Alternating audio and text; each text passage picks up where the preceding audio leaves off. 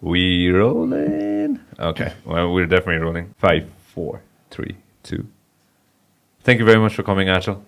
Thank you for having us. Thank you, Bjarke. Thank you very much for your time, and thank you very much to the entire Daraz team for making this possible. And I'm super happy, and I'm super glad that you guys decided to come over to the podcast. Thanks for your time. Exciting. Really good to be here.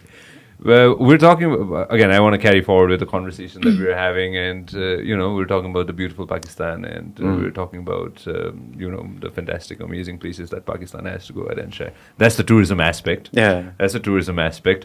I want to jump in and let's get started with this. The initiation of Daraz, how did that happen? Because it happened in Pakistan, and again, if you could just share the story right in the beginning for all the listeners. Yeah, sure. So Daraz, the first concept of Daraz, I would say, was back in 2012. It was in Pakistan only. There was a company that was set up and funded by a German incubator called Rocket Internet, basically doing only fashion retail. So Pakistan has a big fashion market. And there was no real online sales for either the brands or anywhere else. So they set up this business, basically buying some clothes and then selling it on a website. Very, very basic in the first years. Yeah. Very slow. It didn't move much. It took a while. But then at some point, I guess things started moving. And in, I would say, 2014, I was at a place in my career and also in my life personally, where I was in London working in banking, doing well, meeting exciting, inspiring people, but really looking for, I would say, more purpose, something more meaningful and a change. And I promised myself, I want to go for something that really puts me in the right industry, in the right market at the right time. Yeah. I want to try and do something where I really push myself and get an experience, a personal development that I'd been missing in banking. Yeah. And then I stumbled across this opportunity. There was this local Pakistani fashion retailer that was starting to get a little bit of traction, but the investors also, they didn't really know what to do with it. And I said, you know what, maybe I should come in and try to run that business, and then change it. We changed it from a fashion retailer to a general marketplace. Because that fashion it's too small of a market. So let's do a general marketplace. We set up a group holding company at that time in Germany, and then a bit later opened up offices in Bangladesh and in Myanmar, and started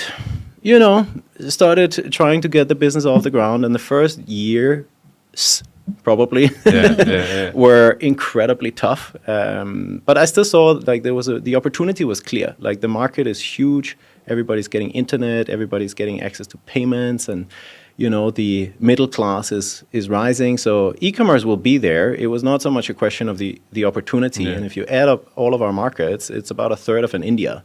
That's pretty material if you think about it that way, but it was all a question of timing. And in hindsight, I would say we were probably 2 years too early to really try and get it off the ground. But at the same time, it allowed us to make all the mistakes that we had to make, and try to figure out the business model and understand the market, and travel around meeting the wonderful people of South Asia and really connecting with the consumers. So I think they were necessary years, but also very tough years in the beginning.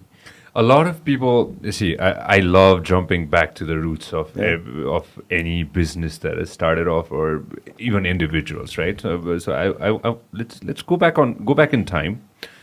First time you landed in Pakistan, do you remember that moment? Absolutely. How was it? It was, how should I put it? I was not scared, because of course Pakistan has a perception. Right, a lot of people think about Pakistan as a very dangerous place, particularly for a blonde Danish guy like me. It's not an easy place to live. It's a tough country in many ways, but not in the way that people think. Like, the people there are incredibly friendly and hospitable, and the country has so much to offer. But from I would say, infrastructure perspective, political stability, functioning judicial system. All these things are very, very tough, right? So Yeah. it's very difficult to navigate and operate a business. But anyway, I didn't know any of this. So I was just sitting, and I remember I was sitting on a plane first I flew to Dubai, and then I got on the plane, now when I go on the plane, there'll be plenty of other people from Europe or Westerners that are traveling in and out. But at that time, I was the only one. Right, that was back in 2015, when things in Pakistan were quite rough. Right, there was a lot of I would say security, law and order issues at that time. So I was the only person on the plane, and I was flying, economy class. We were a startup, so it was not like I had any special privileges. And I was sitting in the middle seat next to a very, very kind Pakistani woman who was, trying to prepare me a little bit. She could see that there was some, I would say, anxiety or nervousness about it. It was not like I was afraid, but I was like really wondering, what should I expect? Right? Yeah. And I had a very nice conversation with this woman, and she was very nice and very kind to me. And she asked me, "Is this your first time in Pakistan?" And I said, "Yes." And she's like, "Yeah, I can tell." So I think that conversation was really nice to have. And then I landed, and Ashraf, the driver who was working for the fashion retail company at the time, he was there to pick me up with a sign. He's still there. He still picks me up every time I come to Pakistan. He's a very good friend of mine. So he was there, and he took care of me. I got in the car. There was nothing particular about it. It wasn't like there was a security escort or what people sometimes imagine when you're coming to Pakistan. Yeah. I just got in the car and went to a tiny little guest house. At that time, we were on a super tight budget. Yeah. So I was in this little guest house where nobody spoke English, and it was quite an overwhelming experience, I think. Yeah, I'm sure. How many people actually initiated? Was it called Daraz back in the day? Yeah, it was called Daraz. When you were flying into Pakistan, it was already called Daraz. It was called Daraz, yeah. Already called Daraz. It's Urdu. It means drawer.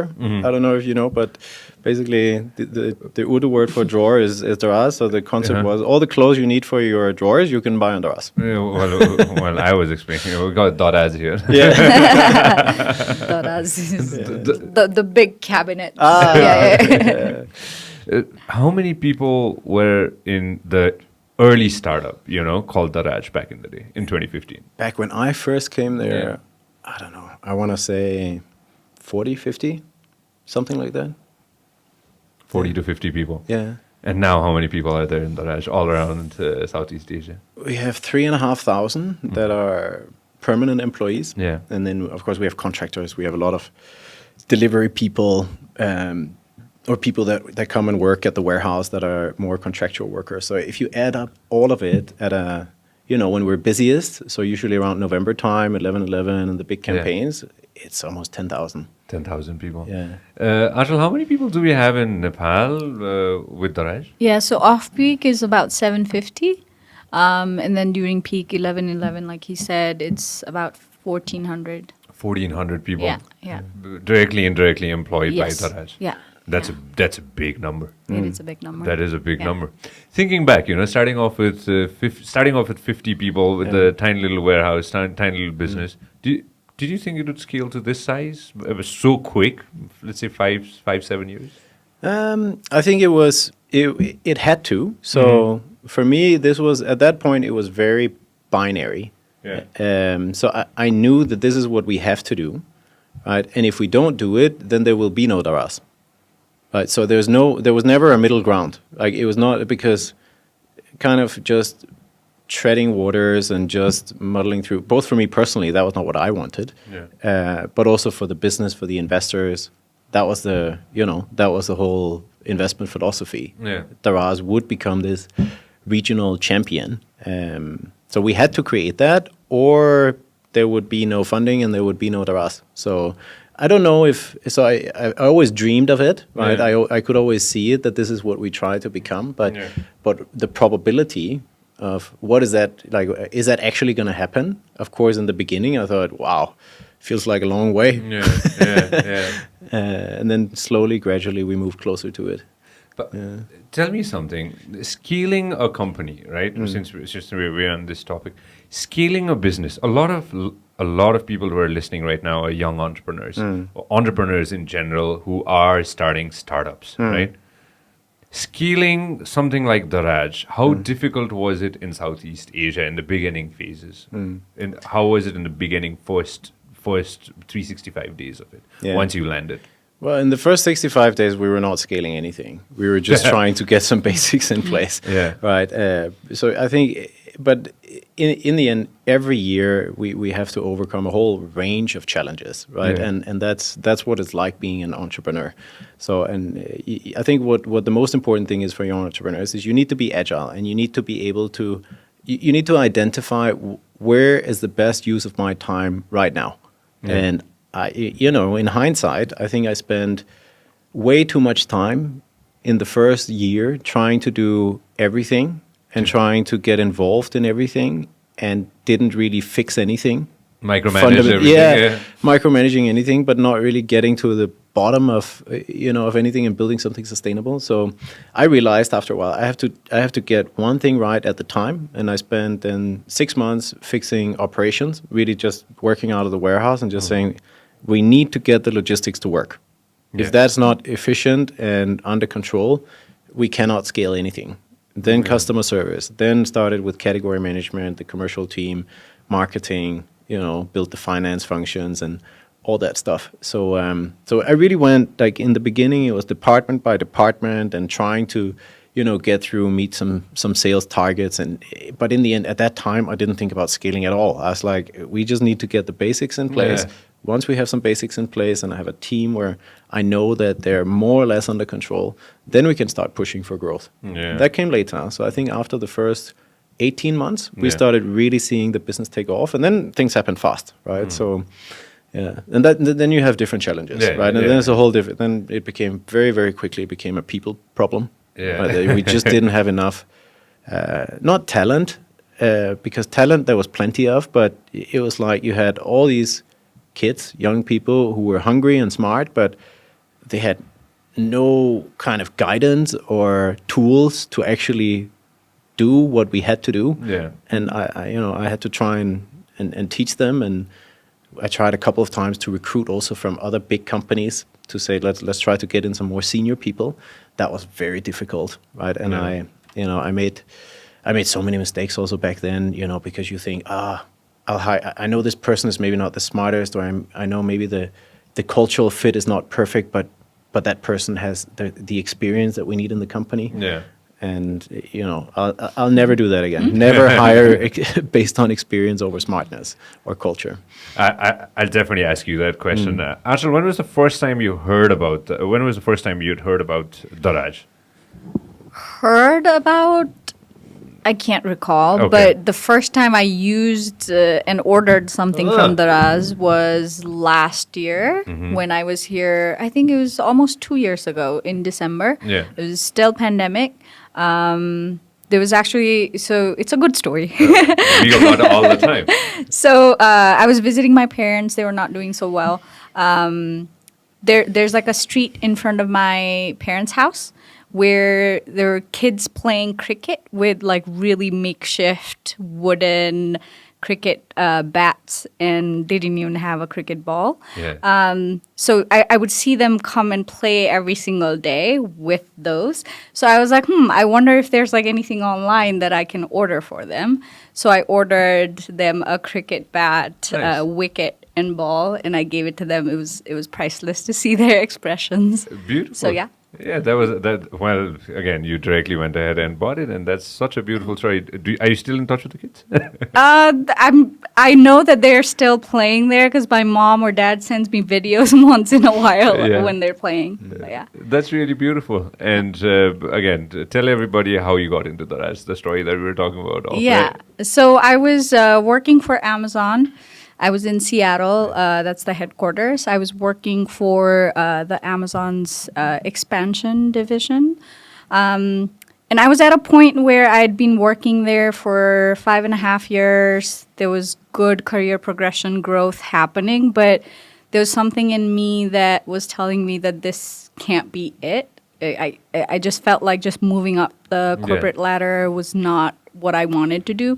So I had started researching what else was interesting. There was Bill and Melinda Gates Foundation as well in Seattle. So I kind of started doing like some coffee chats. That's when a recruiter from Singapore reached out to me about this opportunity at Daraz, Nepal. And it just seemed like a great combination of being able to give back to my country and also be able to make an impact that I think I was craving at the point. And you decided, all right, I'm going to go ahead and 2021, I'm going to come back to Nepal. Yeah, well, I had to go through the interview process. But yes, after that, I did decide. How long were you away for? Since 2002 itself? 2003. So it's been like 18 years. A good solid 18 years of your life, and then you're like, okay, I'm gonna come back home and I'm gonna work in Nepal. I'm gonna stay in Nepal. Yeah, that's a big move. Yeah, it didn't feel like a big move. It just felt like a natural next thing to do. I think if I had thought of it as a big move, I think it would be harder to take that step. Yeah. But yeah, I just follow your passion. Follow your gut as well. Yeah, follow your gut. That's what we were talking about, right? Following our gut and going for it. When you got on the plane to Pakistan, that was following your gut as well, right? You were like, okay, I'm gonna get there and we'll see how it goes, and we'll make the best of it. I'm sure the risk factor, right? I just want to touch a bit on the risk factor. Taking that leap, like we were just talking about, how important is taking that leap of risk? How important that is, and how did you do that?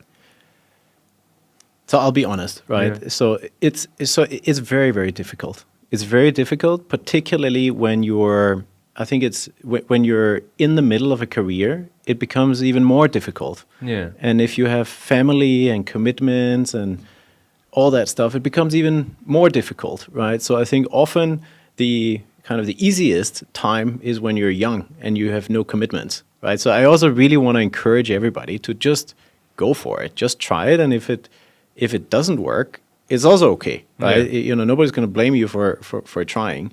But for me and for Aanchal as well, we took that step later in our careers, and I won't lie, right? It's a very difficult choice to make, and for me it took a very big personal event, because I also knew that I wasn't really happy and fulfilled doing banking in London. Despite the benefits, it was not what I wanted to do with my life. I was married, and my wife was in fashion, and she quit her job and started a fashion agency, and I kind of put some of my entrepreneurial energy into that and trying to support it and stuff, but living through her startup and stuff, and that wasn't really right. So we actually end up splitting up and saying, you know what, she wasn't really happy, I wasn't really happy.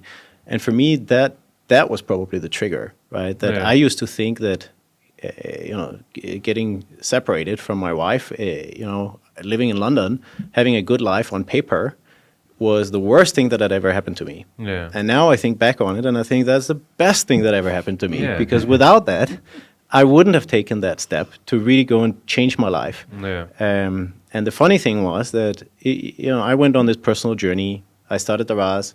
I felt so inspired in Pakistan. I took my bags. I moved to Karachi, lived there for 2 years, on the ground, experienced the culture, traveled around the world, the countries, and got to know the people, and got so many experiences and understanding of different cultures that the perspectives on the world that I had before completely changed after I had that experience.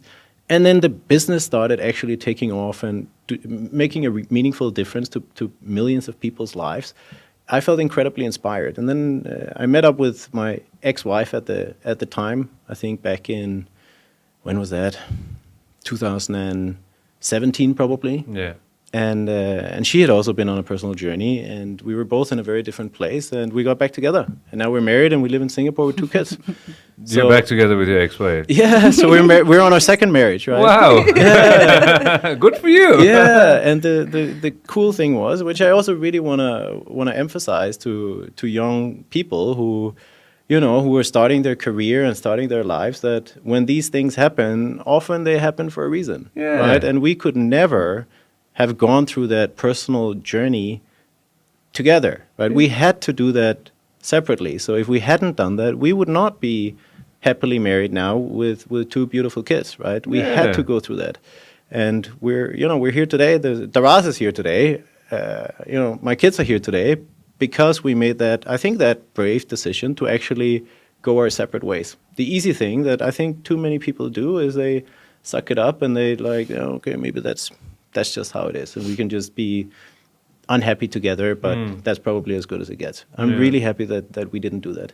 So actually, the whole Daraz adventure has been not just a professional journey for me, but a very personal journey as well. Yeah, seriously, when I think about it, and I just wanted to touch base on this. You said that your wife was or is still into fashion, right? Maybe I'm sure your connections in Pakistan were within because of her fashion business as well. I believe I'm not mistaken. Was it? Yeah, there was some, but to be honest, not so much. I mean, the Pakistani fashion market is very local. Right? It's very, is very much focused on ethnic wear, and it's a very different game. But of course, I had a little bit of understanding for how to talk to fashion people. And I went and I met myself with a lot of the designers and the owners of the company, and of course told my experience from London and having been part of a fashion startup. I think it helped. Good, great. That's such a fantastic story. And you were saying? I think that was it. That's really beautiful, and I'm really glad. I'm going to jump straight into Alibaba. So 2018, Daraz gets, can I use the word acquired by Alibaba? And again, I'm sure your friend played a big role in it, who was the head of Alibaba at that time, John Evans, if I believe? Michael Evans. Evans, exactly. I believe, right? Yeah. At that time, how did that come to play? How did a company which started from Pakistan ended up with Alibaba, ended up with a company that Jack Ma owns? Yeah, so of course at that time, I was always looking for investors, right? That's the nature of the game when you're when you're starting an e-commerce business. That in the end, it's an expensive business model, and it costs money to get to the scale where you can actually start making money. So I closed the first funding round was in September 2015. That was CDC, the Commonwealth, the Development Capital Fund from the UK. And then Ooredoo, the Qatari telco that had some tech investment funds that they wanted to deploy. So that was the first round. But then after that, I had to think about what comes next. Who's gonna be in the next round? Yeah. And I reached out to Mike Evans. I didn't actually know. I know of him because in Goldman Sachs he was a big name. Like he was the guy who built their Asian business, which is a big part of the business. And he had joined Alibaba. So through some connections, I reached out to him, and he happened to have a trip to Islamabad to meet with the Prime Minister, because at that time also the One Belt One Road initiative was being structured and negotiated at a government level. Yeah. So there was a lot of China, Pakistan kind of senior discussions happening, and he was in Islamabad, and he said, "Why don't you fly up and we'll have a chat?" So I met him in Islamabad in Hotel Serena in the lobby, and we had just a very good, nice, heart-to-heart chat about Goldman Sachs and moving from banking to doing something completely different. Yeah. And now we're sitting here in Islamabad having a chat. How awesome is that? So we had a very good connection, and he's a very good friend of mine now. And I thought at that time that maybe if I'm lucky, at least I'll put myself on the map, and they know that there's a business here, a little startup called Daraz, and maybe at some point, we can do something. Best case scenario, I thought maybe they can be a smaller investor in the next round, just to get a foot in the door, and then we can start building a relationship, and then who knows what happens later. Yeah. And my pitch from the start was really that I think in our markets, we have a huge opportunity to really add to Alibaba's global vision of 2 billion active customers on their platforms. That was, Alibaba has 3 strategies. One is globalization, getting to 2 billion global consumers. They can't find 2 billion people in China, so they have to go somewhere. We have a lot of people. The first actually is growing the core commerce in China, and then they have cloud, right? So globalization was really where we could fit in.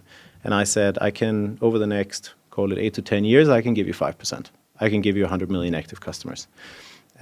So we started the conversation, and then I went to meet Daniel, who had taken over recently as the CEO from Jack Ma. Yeah.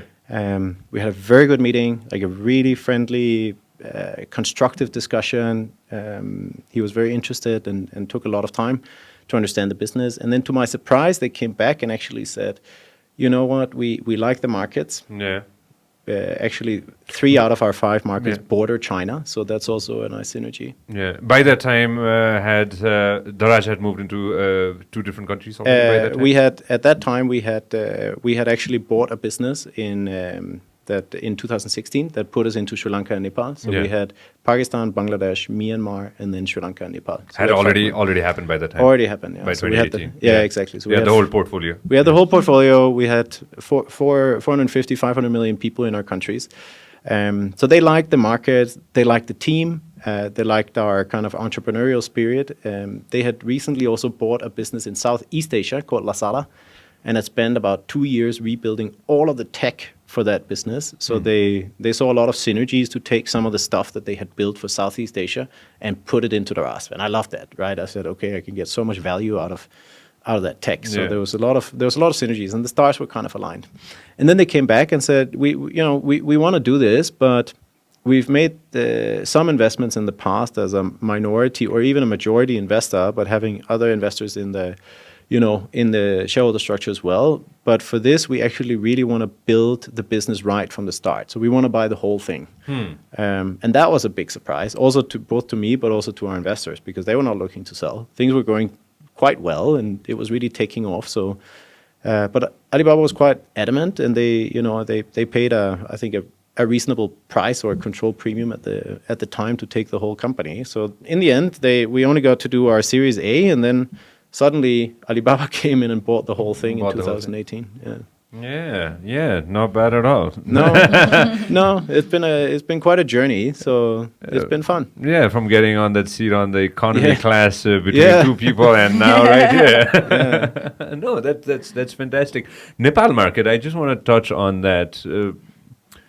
What decided you and your team at the time to start off expanding and then expanding into all these countries, and how did you jump into Nepal? If you could tell everybody about that. So there was another business called Kaimu that actually started in Nepal before us and in Sri Lanka, and they had an overlapping platform. So that was more like call it the C2C model, so more classified type business, but without logistics and without payment systems.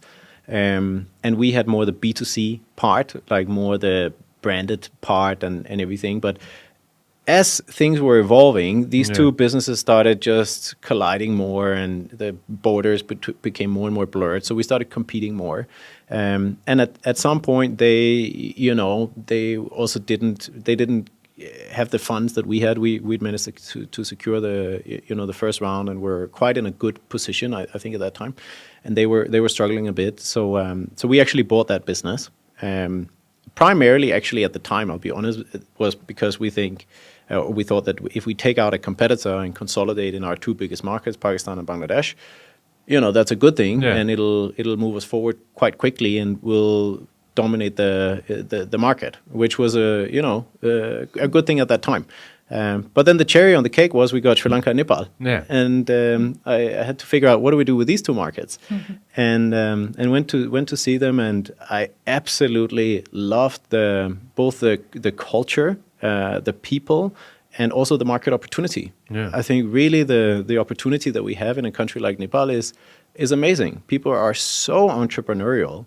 And I think there's a fantastic opportunity to build also a healthy digital ecosystem. What has happened in some other markets is that it becomes hyper competitive very fast, right? And I'm a big fan of competition. It keeps us on our toes, but I think it can also sometimes just destroy the market, right? In a very unhealthy way. Can you explain that a little bit deeper? Yeah. So if, for example, everything just becomes discount based, right? That's not good, right? It's not good for the market. It may be good for for the consumers who just want to, just want to get free money, but it's not really sustainable. And when you have to scale that, it becomes very difficult. And then it, in the end, it just ends up hurting everybody when you have to try and rejig the business into something that is actually healthy. Because in the end, the way to scale a business is to create services that add value to people's lives. Right? That's how we should build the business, and that's how we're building the business. And of course, that also takes a lot of marketing, and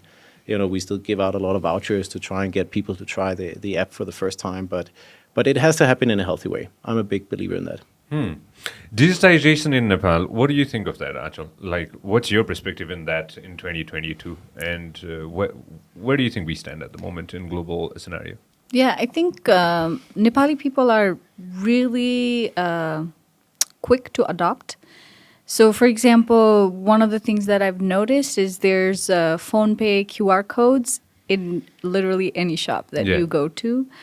We see that in our numbers as well. So for e-payments, we used to be at 10% last year, and we're at 50% already. So I think that says volumes about how quick people are at adopting things that make their lives easier, right? You don't have to carry a big chunk of cash all the time anymore. So I think that is something that we can really play with, because for e-commerce, like that's the proposal, right? A lot of times I've noticed that most people in Nepal work from Sunday to Friday. The only day off they have is on Saturday, and most of the shops are closed. So think about the opportunity of e-commerce there. I think once people have started using it and realizing that things do get delivered on time and it is the right product based on the description that they saw online, I think it just adds that trust and being able to, even return things like a t-shirt that doesn't fit you without any questions asked. I think those are the levers that we can continue to pull to bring people towards e-commerce. I'll compliment what you just said and add on to this that a lot of us, the day I realized that anything is possible when it comes to using electronics is when my mother started using it. A couple of years back, I guess pre-earthquake or along that time, when my mom started using the internet, Viber, Skype. That was the first thing, Skype, and then gradually now, like they're all over the place. My mother follows me on Instagram. My father is on my Instagram, and that really made me understand that okay, you can learn something new regardless of the age. And again, like you said, we adapt and we get everything. We, as Nepalis, we go ahead and learn things super quick. And having QR code, like you said, even have you ever had a pan? There's the little bun? Yeah, the little bun that you get that you put in the mouth. Which got a cherry on top. Yeah, exactly. It's a mouth freshener. Yeah, there you go. Yeah, exactly. Even in a pan puzzle, that's how I like explaining it. There's QR code now where you can just go for it, go pay for it, which I couldn't even imagine a couple of years ago. And cell phone reception. I'm super impressed because in the US, you wouldn't get reception if you're like walking in Muktinath, but here you do. Yeah. There's no shadow of a doubt on that. And it's just going to get better. It's just going to get better. That's what I believe is in as well. And we're so used to going ahead and buying things, staying at the comfort of our homes as well. I want to jump in and I just want to understand we are in 40 plus cities now in Nepal. And plan is to expand to, let's say, 80 plus gradually by the end of this year. What have you heard when it comes to when we started in Nepal? When we got started in Nepal, when we got started in Kathmandu, from the employees that you have who've been working with Daraz for a long time, what have you heard, and where are we now at the moment? Our progress. Yeah, I mean, the progress is significant, right? The one example I like to use, it comes up in a lot of media conversations, is, for example, in a shopkeeper setting, right? Like you go to a shopkeeper, you're trying to order a blue bucket, let's say. You ask for the blue bucket, the shopkeeper doesn't have it, he offers you a red bucket, and you're fine with it, you take it home. You can't do that in e-commerce, right? So these issues were more prominent before I know that last year we had about 5% of the cases that was, this disconnect. Yeah. But now we're down to 1%, for example. So it's more about us helping the customers understand e-commerce and the process of ordering, as well as us educating sellers. So we have Daraz University, where a lot of the sellers get educated on how to set up business in e-commerce.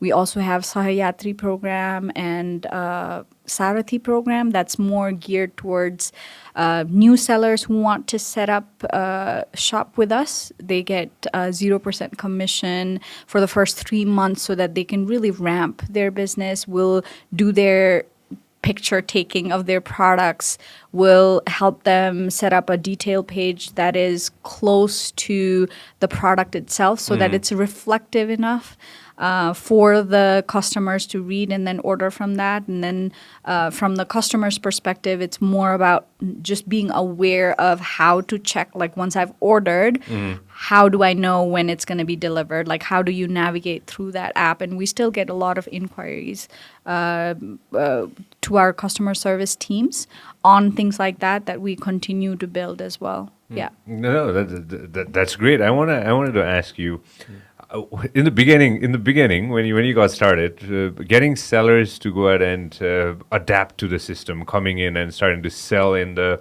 ecosystem of Daraz, how difficult was that? Now it's simple. Now it's like, oh, Daraz ma goera यसरी गर्ने भने. You can give an example. You can show it.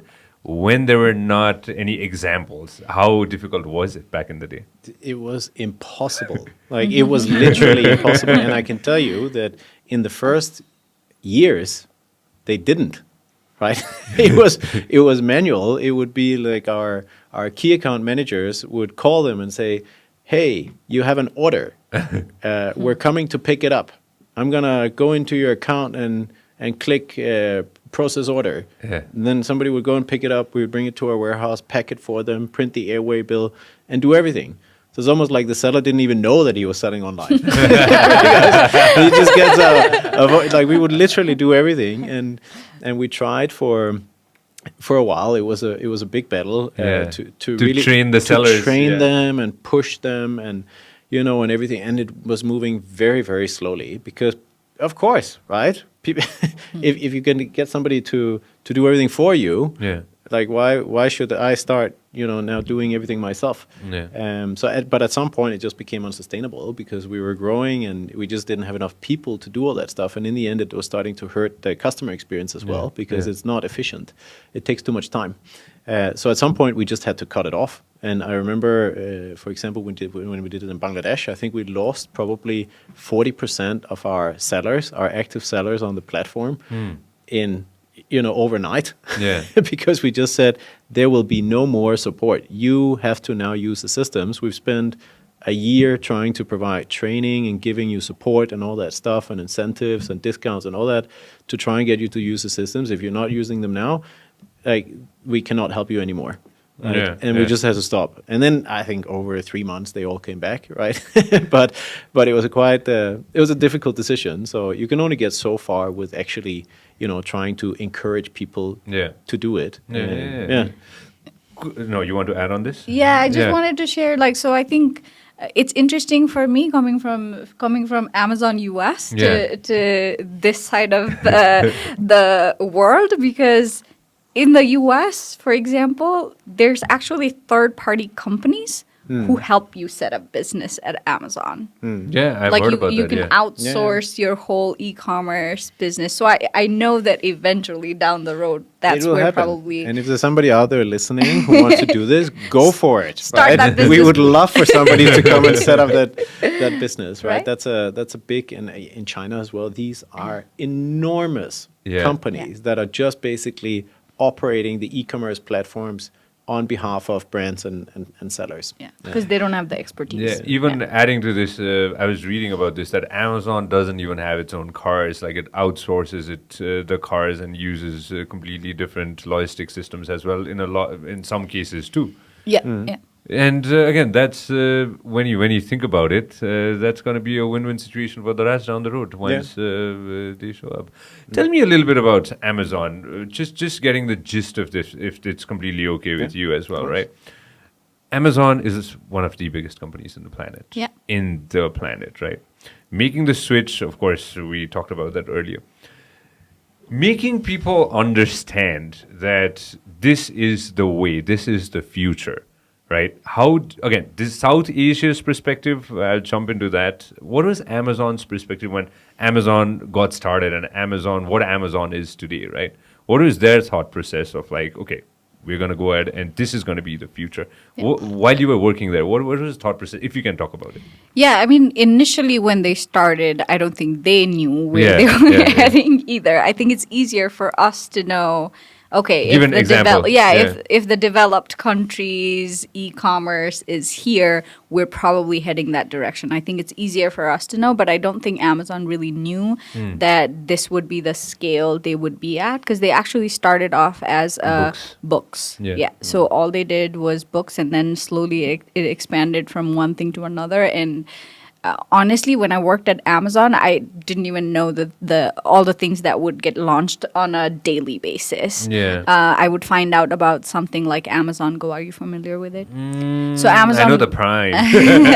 so Amazon Go was like a physical store where you walk in, you scan your account, I know this one. Yeah. and then you basically go and pick whatever you want. I actually tested putting things back, picking it up from somewhere else, and then you walk away, and all you get is a text. You get charged for the exact things that you picked up at the store. So that's the level of service that they're in, right? Yeah. So I think I don't think all of this was planned. I think it was just more just believing in customer service. I think that customer centricity is very true. Everyone lives and breathes by customer focus. So I think that really helps the company consistently grow. And I think that's true with Daraz as well. I think we truly believe in our vision of uplifting the communities. We have really strong values, and I see that across the company. I've been super impressed with the level of potential that I see within the teams that I manage. I think that helps any company consistently grow if you have the right set of values and the right set of direction for the team. Yeah. The local level innovation, right? Just the innovation that we just talked about, Amazon, right? Even with Daraz, the local level innovation that you need to do constantly. Even in Pakistan, you started with I'm sure there were ideas that you had to innovate that nobody had ever thought about. I'm sure that was there. With every country, I'm sure it's new. Absolutely. And I think one of the keys to being successful in our markets has really been getting that, first of all, the culture right? Yeah, so that exactly. that we don't micromanage, and that we have to, of course, I'm the CEO of a business that spans across 5 countries, and we have a regional team. It's not very big, but we do have a regional team that are like the specialists, the domain experts that are building the algorithms and designing the tech and, doing the marketing solutions and all that stuff where you get a lot of synergies from being a group. But in the end, we really try to empower the countries. And I've always said from the start, I want Nepal to be a Nepalese company run by a Nepali for Nepalis, right? And the same for Pakistan, the same for Bangladesh, right? And really trying to build a culture where people also are encouraged to innovate and try new things. And we've also over-innovated at times, right? So I think one of the beauties of Amazon was really starting simple, getting one thing right. Yeah. Books. Very simple, but having a grand vision. And, I always read the annual shareholder letter from Jeff Bezos that he puts in the beginning of the annual report. And I think it's so inspiring that even from the beginning, he was very clear on what is it that we want to build. And we want to be the most consumer-centric company on earth. It was very clear from the start, what are we going to base this company on? So having that vision and having that guidance and creating kind of a I would say, a set of values and a framework where people know how to navigate, so that I know that even if I'm not talking to Aanchal on a daily basis, I know she's making the right decisions because I know that we have the same values. And that's I think, one of the things that have really enabled us to scale quite quickly. No, that's fantastic. That's great to know. Here in Nepal, or in any country that Daraz is, made in Nepal products are very important. Let's say I'll give an example. There's an artisan who lives in a very specific part of the country who produces, let's say, very unique designs, for example, and he wants to go ahead and sell in Daraz.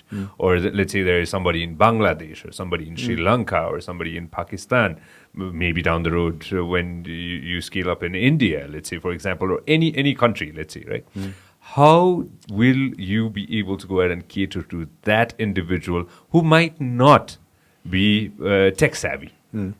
That I believe is going to be the challenge. And how are we going to go ahead and face that, especially in Nepal? What's your game plan in Nepal? Yeah, so earlier I was talking about the Sahayatri program and Sarathi program. Those are actually geared towards the type of businesses that you're talking about. We also partnered with FNCCI recently, and that is our goal, to reach the really made in Nepal products. And I can say this while Bjarke is here. I came back to Nepal not just to make an impact with Daraz, right? I came back to make an impact for Nepal. So I think this is very important to me, to be able to source products and truly uplift our communities, which includes sellers of smaller size, because it's actually much easier to set up a shop in an e-commerce site versus setting up a proper shop in every city that you can think of. And we have a reach of 47 cities already. We're talking about expanding to 80 some cities. I think just being able to ride our growth will be a huge plus for the small businesses. You want to add to this? Yeah, I would just take a step back and say I think the most beautiful thing about e-commerce, in my view, is that it's fair. Because it doesn't matter if you're a man or a woman, if you're rich or poor, if you live in the rural areas or if you live in the big city. Everybody, whether you're a consumer or a seller or an aspiring entrepreneur, you have access to the same opportunity. So it's a great equalizer. And I think when people ask me what has changed as a result of COVID, of course, there's been a direct impact on the business, but I really think that this is one of the most exciting opportunities, that really these digital services and the way that people have embraced digital services has been, by reaching the masses, right? So these are designed for everyone, not the elite, but for everyone to improve daily lives. So I see this as an opportunity to really accelerate this equalization and really provide opportunities to everyone. So that's just the big picture. But then I think with regards to the smaller sellers, it's also very, very important, and we've learned in our business that empowering is not enough. There's a lot of businesses and tech companies that talk about empowering or enabling, right? That we provide tech to entrepreneurs and right?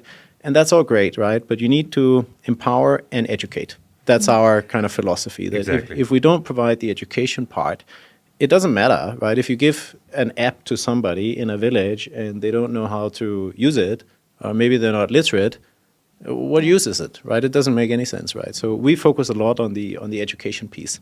And really, when I think about the future and the strategy of Daraz going forward, of course, we started with the bigger brands and the bigger, more educated sellers. But the future is the small sellers, right? Exactly. And we also see that in the other markets. We have fantastic stories, right, where a 16-year-old kid whose father died from cancer sets up a shop on Daraz and supports his family, pays for his education, takes a bachelor degree and becomes a successful businessman. I love it, right? That's what gets me out of bed every morning. That's what gets the team out of bed every morning. It's not making big sellers bigger, but it's about empowering and educating these smaller sellers and giving opportunities. Yeah, and exactly. That's what I wanted to get into as well. And I like that you brought the topic of educating the sellers, or educating the mass. above 70%. Google this and find out. Above 70% of Nepalese have smartphones. Yeah. I believe so. I believe so, if I'm not mistaken. So, it has drastically grown. And I would definitely want to talk about COVID. People have smartphones. People need to be educated how to go ahead and utilize it to go ahead and capitalize on it as well. And that's exactly what we were talking about. But in grassroots level, which I hope is going to happen more as the years progress. And I personally want to see a company like Daraz going ahead and doing that for that minimalistic, that bottom level artisan, which I gave an example for, to educating him or her to going ahead and selling in the marketplace, which is open for all, like you explained, right? And I hope that really happens. And that's something that a lot of people want to go ahead and see, specifically sections in the largest marketplace that we have, like Daraz, especially now, where our country at this moment, as I speak, has banned a lot of goods to come into the country. Again, that is something that is very important for a lot of us who live in this country at the moment. And what's your take on the situation that we have right now, Aanchal? Yeah, so absolutely. I think it's not just happening in Nepal, but across different countries, and it is challenging. Bjarke and I was just talking about it earlier, where in situations like this, e-commerce actually can help the economy get stronger, right? Because it doesn't take a whole lot of investment to get on our platform. And I think for the customer's perspective, it's much easier to find stuff online because you have a whole host of sellers versus like going to stores and finding that they're out of stuff because they haven't been imported. I think it's equally important to support local businesses. Like you mentioned, I go to the local project often. I don't know if you know the store. So I do that as well. And I think even from a business perspective, we will continue to do that. But we'll also work on cross-border initiatives, whatever we can import, specifically from like China and India, especially when it comes to fashion. I think a lot of Nepali people do want to see more Indian products. So given our capacity based on the business where it's at, we'll continue to do that given the restrictions. I wanna just add to this. Exporting from this country, where does Daraz stand when it comes to exporting specific things that we have in this country that is probably available nowhere in the world? So could sellers within the country would be able to use the platforms of Pakistan and be able to go ahead and figure out, would Daraz be able to figure out the logistics and shipping for them to be able to ship something to Pakistan, Sri Lanka, Bangladesh, maybe India down the road? Would Daraz be open to this? And is there a plan for this as well between cross-border? I discussed with the team yesterday. That, they said we need to start doing more kind of intra-group trade. So and my answer to them was that absolutely, right? For us, the easiest thing is to open a store. So if there's a Nepali seller and we believe there's a market for his or her products in Pakistan or Bangladesh or Sri Lanka, they can open up a store on the platform. We can help them do that. And figuring out the logistics is not that complicated. We can also figure that out. But it's really about making sure that there is indeed a market for those products, right? And in many places, it's, in our countries, there might be a small, like a market, but it's probably quite small. So I think if the business opportunity is there and we think there's a market, it's definitely something we can do. I think what's more interesting is trying to unlock other opportunities, like for example, selling them in China, right? Because that we can do, right? We can help them sell on Alibaba. And that's a huge platform. Then the world is open. Exactly, right? So, as much as I love to keep things in Daraz because that's my business. But I also want to do what's best for our sellers. And we are working with, for example, Alibaba.com, which is their B2B platform where we are signing up sellers in our countries to actually sell their products into the Chinese market. So that's also something we can help them with. And that's, in many cases, I think a bigger opportunity, actually. I'm sure, see, right now, the whole conversation I'll add some more to your list. Right now, the whole conversation is definitely towards trying to go ahead and utilize what we have locally. And again, looking at the situation right now and what we're seeing in Sri Lanka as well, where you were there in February. Yeah, I was if you there a wanna- couple of months ago. Yeah. Yeah, if you want to just jump into this conversation. Yeah. So I mean, of course, what's happening in Sri Lanka is it's quite significant Yeah. right now. And when I was there a couple of months ago, everything was normal. Yeah. So it's unraveled quite quickly. I met with the government and the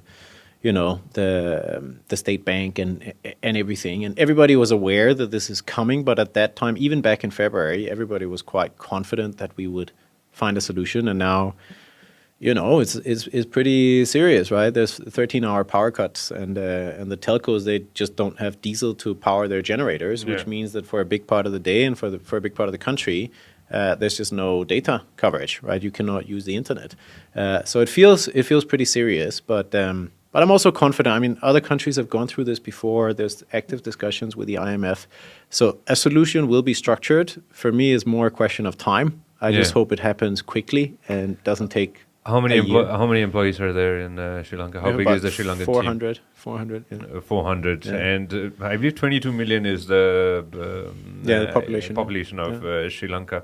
Again, it looks super grim at the moment. Yeah. How is the team doing? The team is doing okay. Sri Lanka has been absolutely our star performer in the last 2 years. They've Yeah. had a phenomenal run. So it's a country where it's just a few years ahead of where Nepal is in terms of, for example, payment adoption, smartphone penetration, and all these kind of basic infrastructure facilities that you need to scale the business.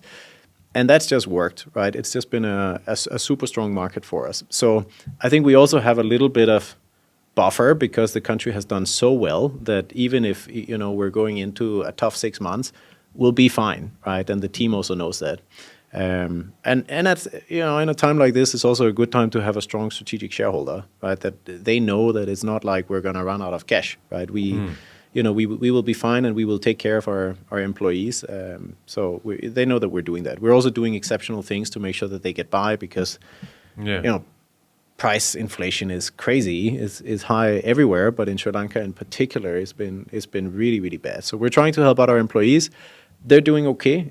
Actually, the business is also doing surprisingly okay. We thought it would be a lot tougher, but as Aanchal said, that in a time like this, when it's sometimes hard to find the products that you're looking for in other places, and it's also hard to navigate the prices that you're paying for them because they're fluctuating so much. E-commerce actually becomes the go-to destination because you can always find it, and it's usually also the best price. So we've actually had a pretty good last couple of months. I want to jump into another country that you're at, which I haven't talked about at all, Myanmar. Yeah. How is the situation right now? Especially again, when I was in Myanmar, I'm going to jump into this. When I was in Myanmar, it was a democracy and a really good time, and I got to meet the amazing people of Myanmar. I left a small piece of my heart in Bagan, in this place called Bagan. How is it now, and how is the economic situation at the moment? It's tough. So I'm an optimist by nature. Yeah. But it's a little bit hard for me to be optimistic about Myanmar right now because the prospects are just not great. I mean, the economic reality is actually okay. Things are stabilizing. Things are coming back to normal. Businesses are open. People going back to work, and life goes on, right? So on the ground, life goes on. But of course, for us, it's very difficult to navigate the kind of the political landscape, and how do we invest in a business where the political system is so unstable. So for us right now, we're still in Myanmar, but we've scaled it back quite significantly to more be in let's wait and see rather than let's grow as fast as possible. Yeah. So we're still there. We're still taking care of our team. We have a responsibility to our team to make sure that we help them through this time. But yeah, we'll see. We'll see. I don't foresee any major change anytime soon. So I think the situation is what it is. Yeah. But we're trying to navigate it as best as we can. Yeah, and again, let's hope for the best. Yeah. I'll leave it to that. Yeah, and I agree with you. It's such a beautiful and amazing country. It And I is. think literally it could be the next Thailand, right? They have No shadow of a doubt. yeah, they have the tourism, they have the beaches, they have the nature, they have the natural resources. You know, so. But I'll also leave it there. Yeah, well, yeah. Let's just hope for the best. Yeah. Jump into COVID. Where were you during COVID? US, and you're toggling between US and here. Yeah, mostly the US. Yeah. I was in Seattle, but Amazon had gone to like a full-time work from home situation since March 2020. Yeah. So yeah, I was hopping around the US quite a bit, just visiting family and friends because I didn't want to be by myself during isolation. But yeah, I came here once, but for the most part in the US. The day I saw certain cities in the US shut down, that was the day I was like, all right, well, this is really happening. This Yeah. is happening. And then once India shut down, and then we're like, all right, this is it. coming. It's coming.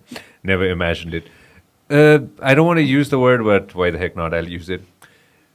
It was a boon for e-commerce. It was a boon for the fintech companies. It was a boon somewhere. People got educated. People sat at home, and again, people could work. People could go ahead and order things. People could go ahead and make payments. It was kind of a boon. It was an educating moment for the entire world. What's your take on the situation during COVID? Like when it comes to fintech companies, when it comes to e-commerce? Well, I would say in the beginning, Yeah. while all other e-commerce companies in the world, at least it felt like it, were booming, for us it was really tough because of the logistics shutdowns. So in other countries, there would be kind of people sitting at home. You're in lockdown, and then you order food or products. A lot of people, they ordered stuff because there was nothing else to do. So I'm going to buy new shoes or upgrade my tech or whatever. Whatever. For us, when the lockdowns hit, there were strict logistic shutdowns as well. So it meant that we could not deliver. So the demand was there. We saw our traffic was spiking, like there were more users on the platform than ever, but we couldn't fulfill any orders. And it took us months to solve that. So for almost 2 months, when the lockdowns hit, we did almost zero business. We were almost dead in the water. And I was looking at all these other e-commerce businesses like, oh my God, we So can't crazy. keep up with the traffic and the orders. I'm like, okay, good for you, because we can't deliver anything. And then the other thing that happened was in the beginning, because we are in lower income countries, I think people were a lot more hesitant to spend during that time because there's uncertainty about employment and income and everything. So people are not sitting and spending because they were bored, right? People were really protecting their cash, right? So the spending, even when things opened up, was also pretty slow. So for us, it was I wouldn't call it a boom in the beginning. The traffic was there, but definitely not in terms of the orders. But then when things started coming back to normal, like when people started realizing that, okay, we can still go to work, but there will still be some restrictions and everything. But we don't really want to go out so much. We don't want to go to the supermarket. We don't want to go to the mall. Then we started to see, I think 6 months delayed, we saw probably a big spike. Yeah. So I think, overall for us, it's been I would say positive. It's been positive for the business because people have embraced digital services. It hasn't been the same boom that we've seen in other places of the world. But more importantly, I think for in Denmark where I'm from, a lot of people, for them, COVID meant that they used e-commerce services more. Yeah. Right, more than they used to. But in Nepal, it meant that a lot of people used e-commerce services for the first time. Right, which is a little bit different, right? So we have a lot of new users and new customers on the platform, and our focus for the whole next year is really on experience and retention. So we want to make sure that we do everything better and we do everything possible to keep as many of these users on the platform so that even once you can go back to doing things on a normal basis, you still choose to use our services, at least sometimes, because it's a good service, not because you have no choice, right? That's up to us to make sure that we really build those services that are all the way up there, that people choose them because they want them. I'll use a very simple word. Yeah. Happiness. Yeah. How to keep the consumers happy? How is, I believe that's one question that both of you have constantly, right? Yeah. What goes in your mind? Does it bother you if it doesn't go your way? No, I mean, for me, I think it's actually fairly simple. It comes from a place of empathy. If you can put yourself in the consumer's shoes and think about how you would like to be treated, how you would want the process to work, it's fairly simple. I apply the same thing with my employees, with sellers, with partners at home.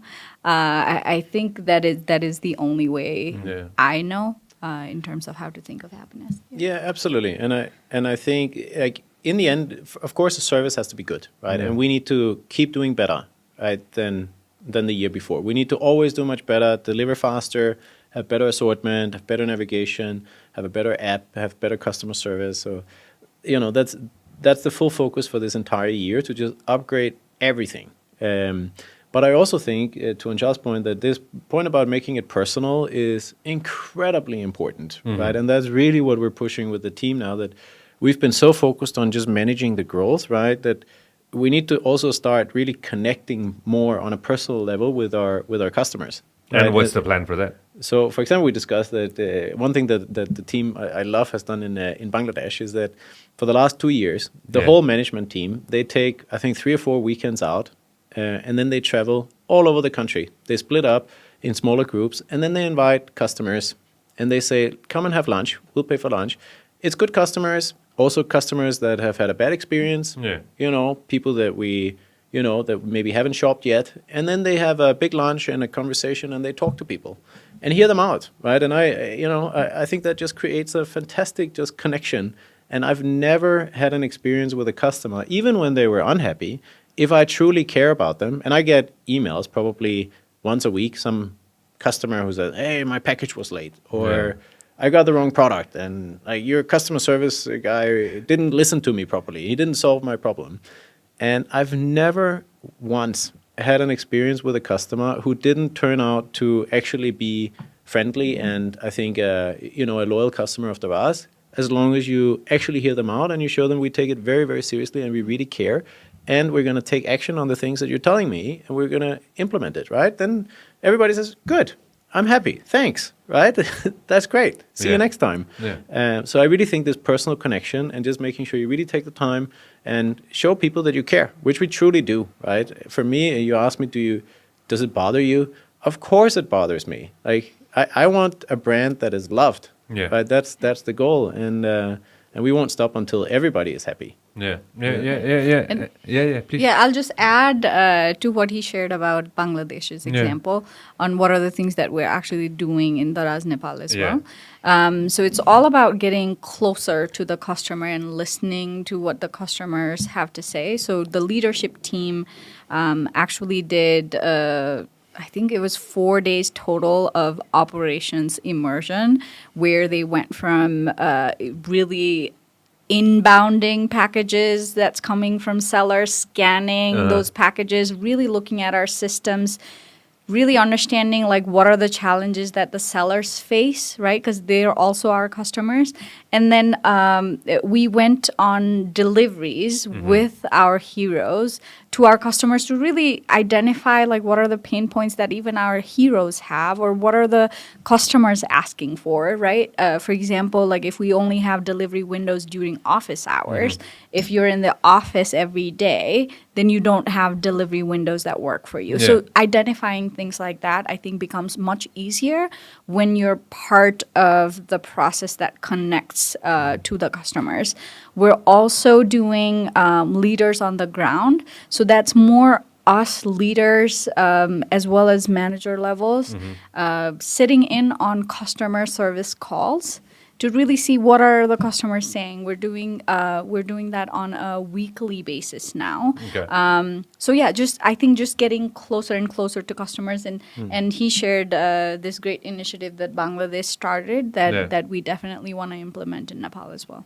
No, seriously, that sounds really great. And when I was very young, I worked. I got an opportunity to work 2 years at a call center, based out of the US, based out of here, but again worked with US clients. And one thing that I learned when I was very young was you have to listen to them. Especially when they're calling, when they're yelling. You have to pick up that phone. It sucks. You really don't want to, as a person who is dealing with fulfillment, a specialist. I know there are a lot of times when definitely there are going to be people who are going to be really angry, really pissed off. But you take out time and listen to them. That's it. Yeah, mostly they come around. Yeah, and they just want to be heard. Customer service team. I mean, those guys are heroes. Like our people in customer service, because of course, I mean, we do everything we can to educate sellers and get it right every time. But in the end, we're a marketplace. We have hundreds of thousands of active sellers on the platform, and there will be mistakes, and we cannot prevent every single mistake. So it will happen, and the customer service team, they're the ones that that deal with it on a daily basis. Oh my God, I have so much respect for those guys. Whenever it comes to big companies, I always think about the customer service people who are dealing with customers. And trust me, I am a difficult customer. Same here. Yeah. The standards are high, right? Yeah. What can people look forward to with Daraz Nepal in the coming days, coming weeks, coming months, years? A lot. All right, we're ready. Go for it. So I think for this year, as Bjarke mentioned, we're really focusing on experience. So it comes with a whole host of things. It's ensuring that we have the right selection for the customer. So it's identifying what search keywords customers are putting in and not finding products, or maybe there's not enough assortment. Ensuring that we're educating the customers as well as sellers in terms of refining that process for both ends. Refining things like returns. I think a lot of people still don't know how returns work, and that's on us. Hold on, how does that work? Let's tell everybody. How does that work? Let's say I buy something and then I don't like it, or again, I bought a shoe and then it turns out white and then it turns out to be blue. How do I return it? Yeah, so so we actually used to have customers drop it off at our warehouse. Starting last year, we've also implemented you can get it picked up. So all you need to do is start the return process on the app, and you can choose to either drop off at a warehouse or have someone come pick it up. I've done it myself, so I know it works. That's fantastic. And in the coming years, is there a strategy planned for getting into the 80 cities that you're talking about and beyond, and all 77 districts? What have you planned? So we're expanding into 84 plus cities, and those by the are end of this year. Okay. And those are based on the demand that we've seen. So, for example, there are orders that are coming from Fidim or Ilam, where we're only delivering until Berthamod. So we're just expanding to cities where we have seen demand so far. So that's definitely in the works. One thing that I want to touch bases on, if there is something specific that the entire group is working on. Again, world is changing. We want to leave a better place for our kids. Well, I don't have any, but for all our kids.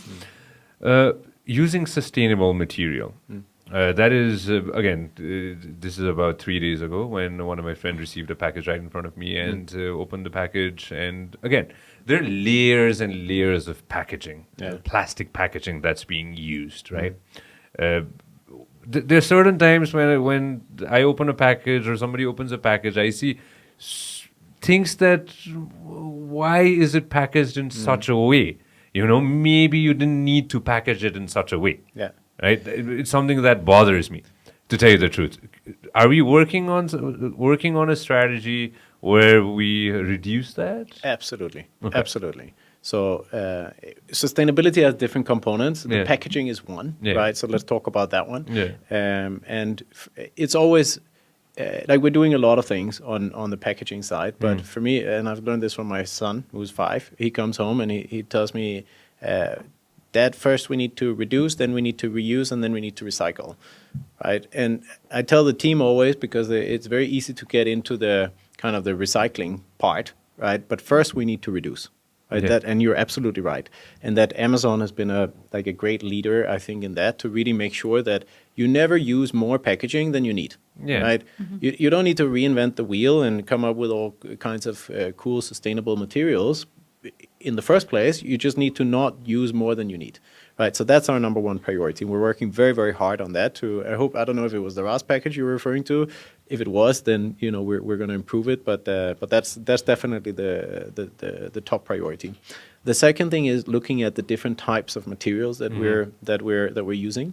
And for example, for our line hauls, which means that the packages, they need to move in bulk from, for example, Kathmandu to the smaller cities outside of the valley. Yeah. And then after that, they get allocated to the last mile where they actually get delivered to you.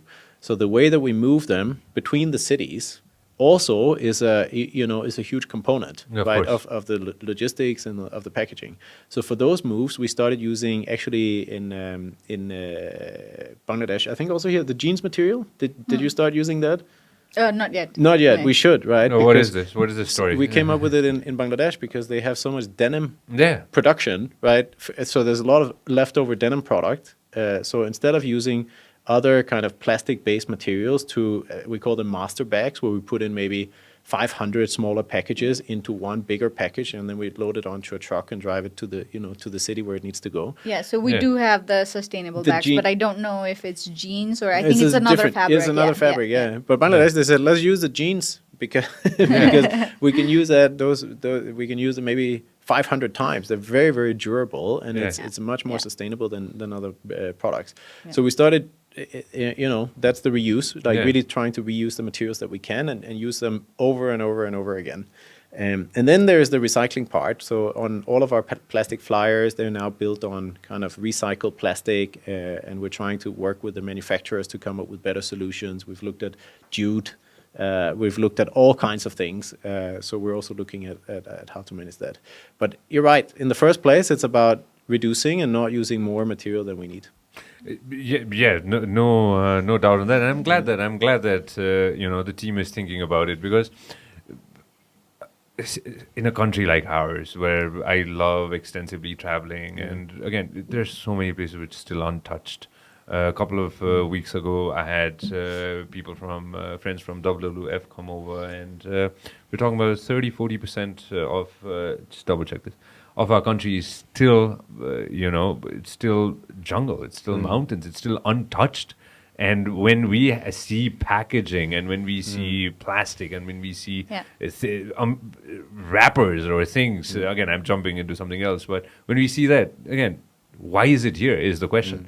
And why are we polluting it more? And an organization like Daraz I'm sure would come out with a CSR campaign, or plans where we could go ahead and reduce it within the organization and within the infrastructure, within the ecosystem of Daraz, and definitely going ahead and developing towards the future if you have any. It's definitely a big initiative within the company, and I'll share that having a Danish person run the company really helps. If people don't know, Scandinavia is like the forefront of sustainability. So I think that speaks volume about like our focus towards protecting our environment. Yeah. We're partnering with another organization to really do a study of our Daraz Nepal's carbon footprint, so that we can really understand like what are the key areas where we can truly reduce, as Bjarke mentioned, and how can we reduce our carbon footprint altogether. No, that'd be really great. And in the end, it's not about it's not about doing something to just do it because we want to be nice people. Yeah. Like, what I really love about the way the world is changing is that this is also what investors they ask, right? That they also want to see. Alibaba's investors also want to see, hey, are you doing the right things? Are you making the right investments? So in the end, it's also going to be good business, right? And that's also my message to the team, that this is something we have to do, because if we want to be a sustainable business that is here for the next 50 years or 100 years, we need to be on the right side of history, right? I don't want to be caught out, and maybe we can save a little bit of cost over the next 2 years by using unsustainable materials, but then after that, then what, right? We need to do the right thing, also for our kids, as you said.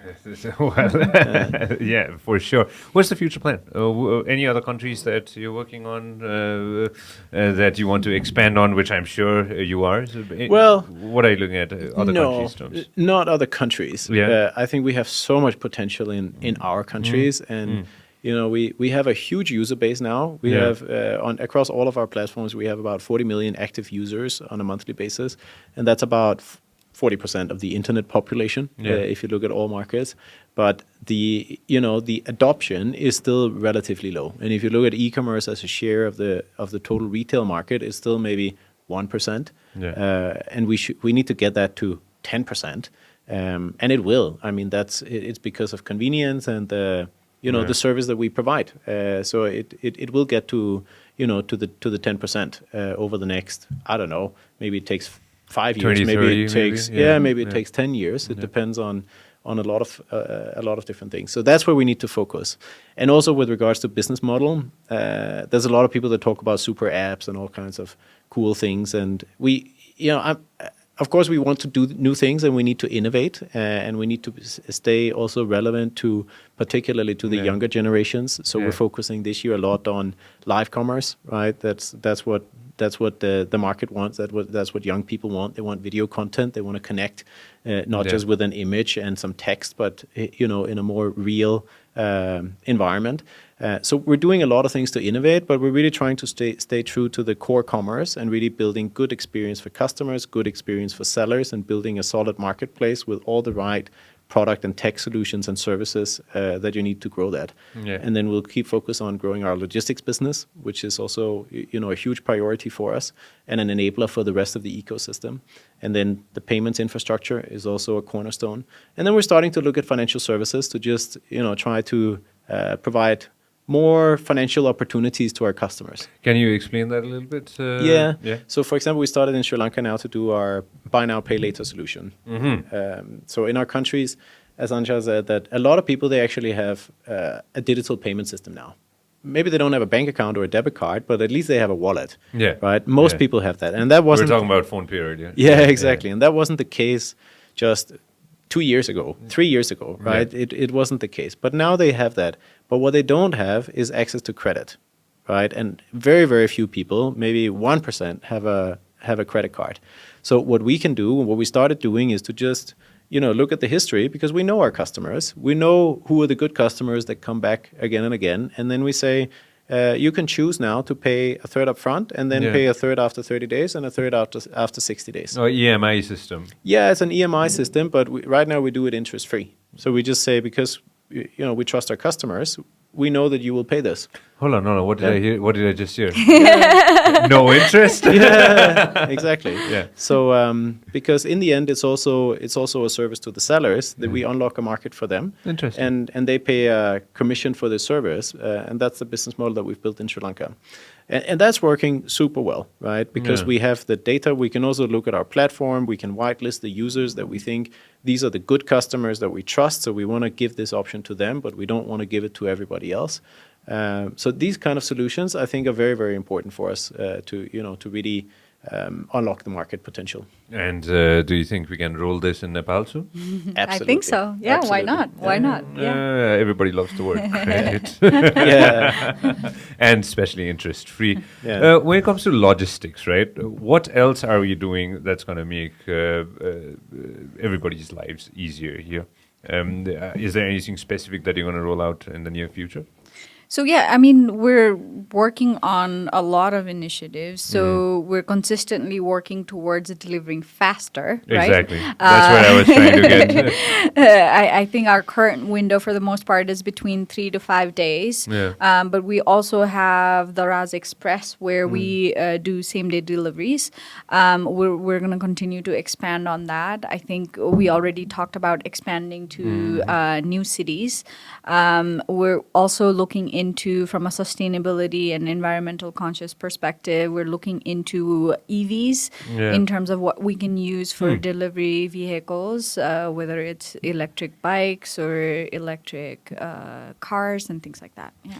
And I think just talking about the express deliveries, last year was, the year of quick commerce, right? It was the hottest topic, right? To get 30-minute deliveries of groceries or 10-minute deliveries, right?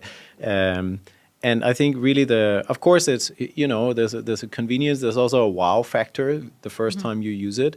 But what we find also from doing market research, if you look at groceries, for example, most people, they don't buy groceries like that, right? They do weekly or monthly restockings, and that's really where we want to be in. And what we want to try and enable is to say, we have a pretty big assortment in our warehouse, right? Because we do fulfilled by services, so managed fulfillment services for the sellers. So if you don't want to process all the orders, then you can put them in our warehouse, and we will process them and package them and send them out, and we do it quicker and faster. You don't need to worry about it. Right now, we're not even charging for it, so it's it's a pretty good solution for the sellers. All of those products that we have in the warehouse, we want to be able to deliver eventually in maybe 3 or 4 hours, right? Or at least now we start with same day. And I think this is a big opportunity, right? Because instead of getting a very small assortment, you can get it in, 30 minutes. Yeah. If you can have access to maybe 20,000 products and you can get them same day, that's a big USP. That's a big USP. That's going to be a humongous one, and I'm excited. I'm excited to see Daraz grow. But I want to use the term post-COVID, but we really don't know where we stand right now. Don't jinx it. Don't jinx it. Right now, so I'm a humongous optimist. All three of us are. Well, sorry, all four of us are. So again, I'm going to hope for the best, and again, right towards the end. Nepal, you're coming back after 2 years. Anything that is specific that you want to do here, and anything specific that you have in store? Well, I think this trip, it's all business. It's just great to reconnect with the team. It's also, funnily enough, the first time I met Aanchal in person. Right, we've spoken for the last year to manage the onboarding process and the move, but it's the first time I met her actually in person. So first and foremost, it was just fantastic to reconnect with the team and see there's so much talent here. People are so smart, and we have so much opportunity to build a fantastic business here. But like we also talked about before, the next trip, my goal is to bring my son, my 5-year-old son, and I want to take him on a tiger safari. We'll make that happen. Yeah. We'll definitely make that happen. Right towards the end, there are a lot of young people who are listening. Again, there are a lot of young people who are listening who might want to go ahead and work with the new managing director of Daraz Nepal. What are the things that you keep in mind while hiring people? For me, it's more about whether they're truly aware of who they are as people, they understand their strengths, and they're following what they're truly interested in. I think that is a starting point, and it comes across in interviews in terms of things like confidence and being able to talk about things that are broader than just a simple question that might, sway you one way or the other. But in terms of I think what I look for in people is more the values and whether they have the strong ownership and problem-solving nature or not. I don't care so much about degrees and experience. Fully agree. I think it's more about we were just talking about it earlier. We're hiring for our HR organization.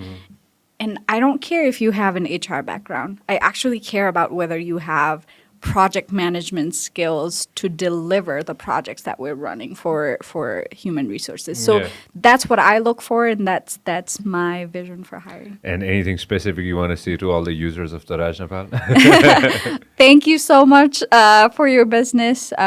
We will continue to deliver on our promise.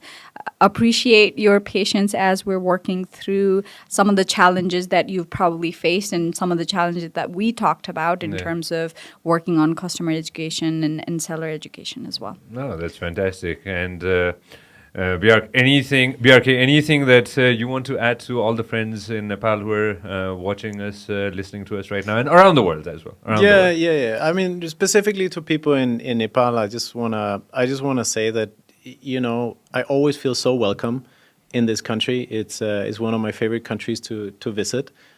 It's always just such a pleasure, and I feel so much at ease. So really, thank you for the hospitality and for allowing us to, you know, to build a business, and also, as Aanchal says, for the patience while we're, you know, learning from some of our mistakes and getting it right. And then I would just say, as you know, as the last point, the worst thing for me is when people leave things unsaid. Right? Because at least if somebody has a problem and they call the customer service agent and they scream at them, at least we have a chance to get it right and to fix it, right? But the worst thing for me is if somebody places an order and for whatever reason they don't have a good experience and they decide, well, e-commerce is not working in Nepal, right? That's the worst, right? So just you know, if there's anything that doesn't go up or live up to your expectations, just make sure you speak up. So at least we get the feedback and then we can learn from it. Yeah.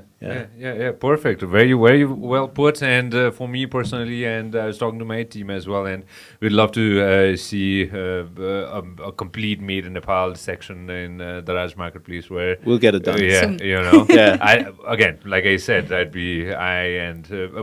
don't like the word we, my entire team and all my friends and everybody in the entertainment sector, whoever my friends are, I'd like to go ahead and tell them to go ahead and promote that as much as we can, and would love to see that in the future. I think that's a great initiative. Yeah, it was already in the works, by the way. I'll be happy to help. Guys, it was a pleasure. Thank you very much for coming, and it was really fun and great knowing you, as well. And again, as the new managing director of Daraz Nepal, again, best wishes to you, and again, more power to you, brother. Thank you. Thank you. Always a pleasure. Thank you very much for being Yeah, here. it was fun to be here. Thank you, Thanks guys. Bye. See ya. If you love what we are doing, make sure that you subscribe and turn on notifications. Thank you very much for watching us on YouTube. Make sure that you also listen to us on Spotify.